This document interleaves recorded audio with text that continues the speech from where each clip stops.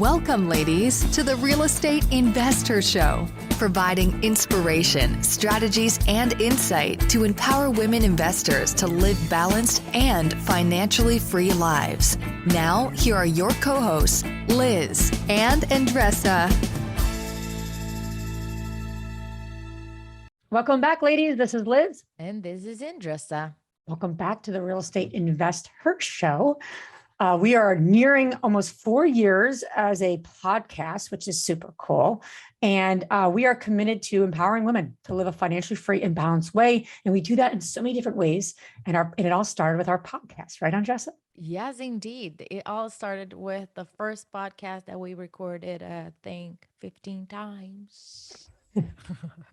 And I just refuse to listen to because it's just painful to listen to.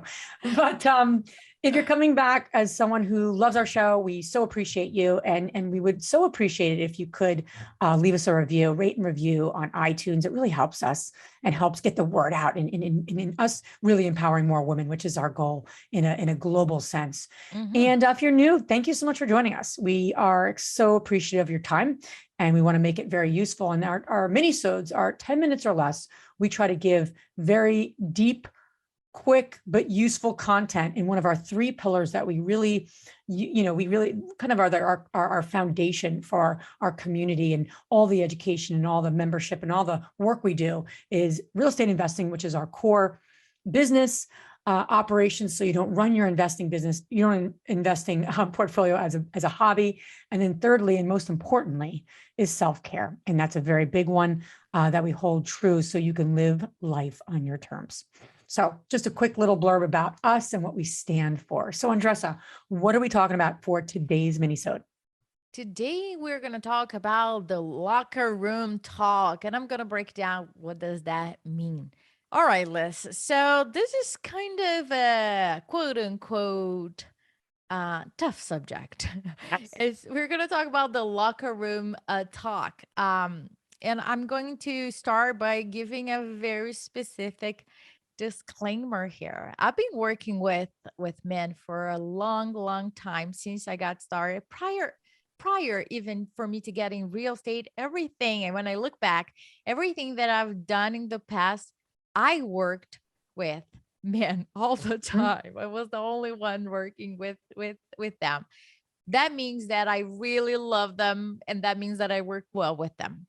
So that disclaimer said, let's talk about the locker room talk. And we had this conversation a couple of days ago, Liz, and you're like, immediately, I was like, we need to talk about this on our podcast. I was like, okay. So things that are harder to talk about are usually the most important ones, right? It is not. And the reason why I'm bringing this up to the table, because there's some changes that I am taking responsibility for, and I am putting that in place. So the locker room talk basically is the talks that happen usually in construction, not necessarily, but usually in construction, any jokes, sexual connotations, or comments among themselves, among the crew.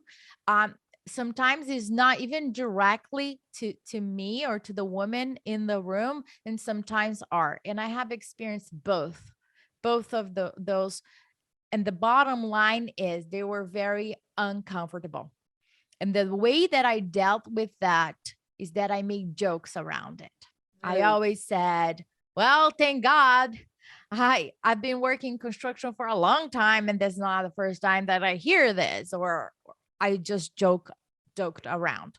Mm-hmm. But I'm living a bigger life right now. I have a very specific purpose, and I stand for different things. I don't have that feeling, and I don't want other women to have that uncomfortable feeling when they hear something and they feel lack of easiness or something is off, something did not sit well, right?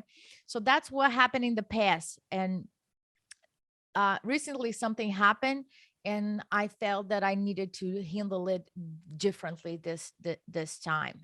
So in the past, I made it a joke out of it. And the reason, Liz, that I made a joke out of it, think about it.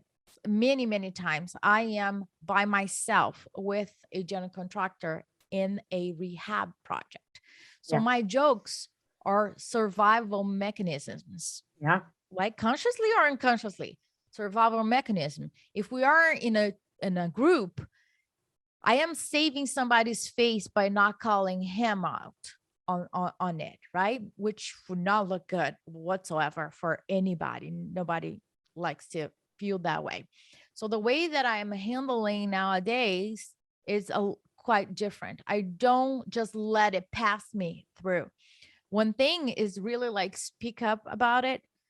It can be one-on-one with the person just to clarify and share what are the boundaries and projects that I'm running or the groups that I'm working with and how I felt. And I felt uncomfortable. And I stand for us to have a very strong relationship. And I appreciate if that doesn't happen again. And immediately after that, if that's not the leader of the group, I bring this subject to the leader, because we were talking about culture, right? What is the culture? And I always say, imagine your wife, your daughter, your grandmother over here, and somebody having that language towards that person. You would be uncomfortable. You wouldn't want that to happen. And for me to make that decision was really, really hard, to the sense that I felt that me making jokes, I was actually contributing to the continuation of it. Sure. So I really had to take a step back and think about, what do I stand for, right? And when you do that, for the women that are listening, right, you probably had two different reactions.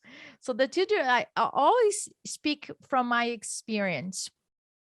And the two different reactions that I've had so far are, number one, you are being sensitive about the subject. That's not a big deal, right? Yeah. And then, Liz, that's when I bring you to the table.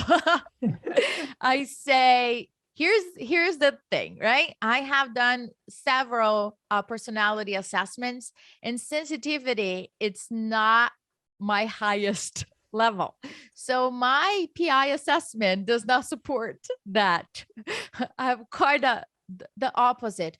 But here's the thing. If I were sensitive, if people are sensitive about it, there's nothing wrong with that whatsoever. The point is, if it is something that is making somebody uncomfortable, that is enough reason for somebody to cut it out and really stop.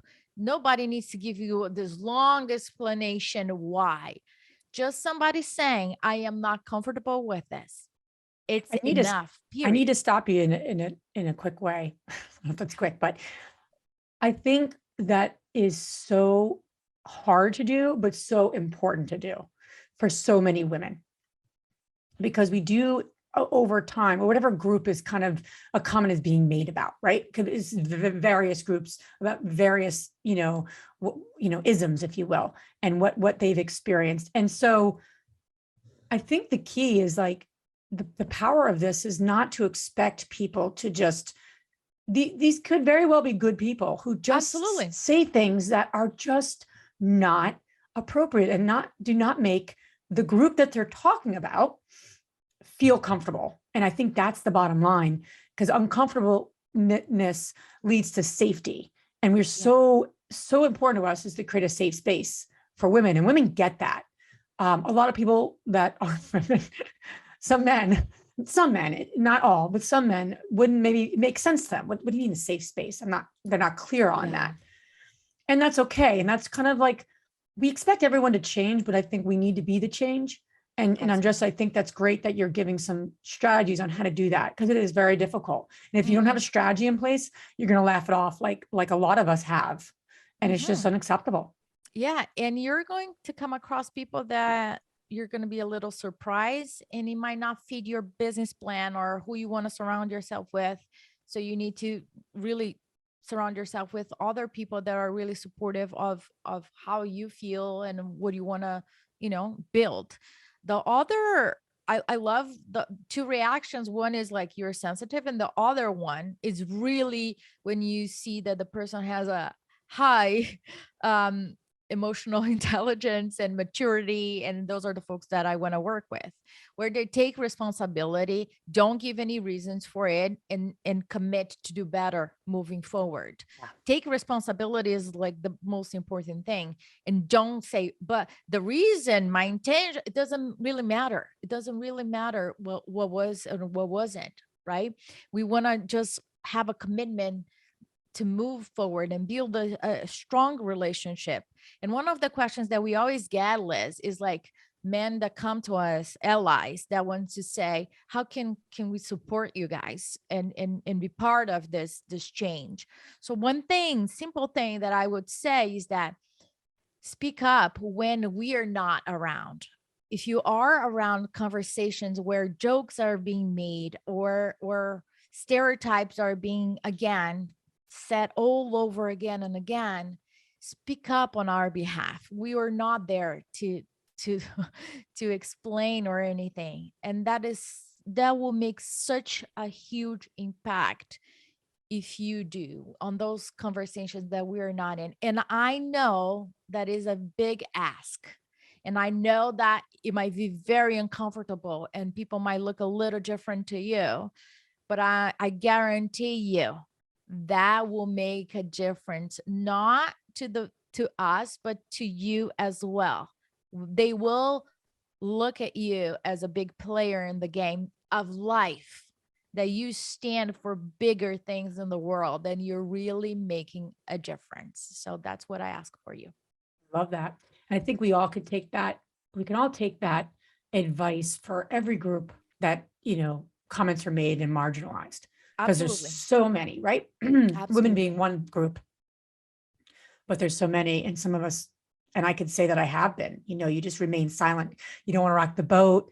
They didn't mean it, or whatever excuses we give in our heads. But you're reminding all of us, especially when it comes to the world we're in investing in construction, to speak up and to do it in a way that works for everyone.